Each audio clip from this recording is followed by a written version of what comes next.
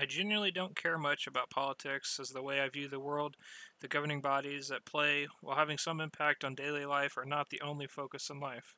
I live my life on a daily basis, and I do my own things at the capacity I'm able to, just as anyone should. I'm a firm believer in things that will generally be okay, even when they don't seem it, or having a good mentality is a good thing, that any issue, if it's a worldly issue, that I got to be strong for not only myself, but for the world around me, and that whatever shape or form that it may take, good or harsh sentiments, and being faithful.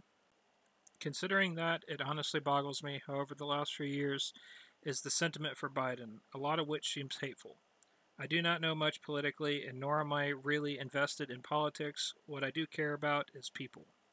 Most of what I've seen is a man who is struggling to even maintain focus, didn't even seem to know where he was most of the time, and as far as I'm concerned, could use real people around him that actually care about his well being.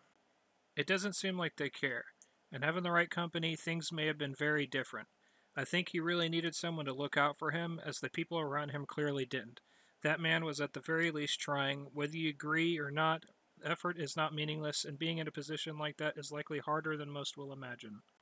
It seems like they care more about the power they don't really have instead of their peers, looking too much outward for approval instead of the people around them. I feel that when you take care of those around you, everyone benefits. And recently seeing some, usually actors, making videos and posts about re-electing Biden, if you knew anything about him, you would know he needed help. Didn't even seem aware of his surroundings, and to advocate for that, for a world leader, you gotta be smoking something.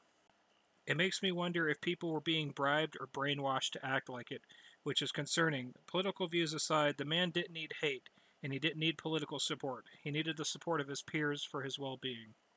Out of most of the situation, hardly any of it makes sense, even considering his election. The only thing that would make sense to me is that the government is likely testing its own population. Would be easy way to weed out individuals that would sell themselves out or those who would want to harm the nation, which I don't like even thinking.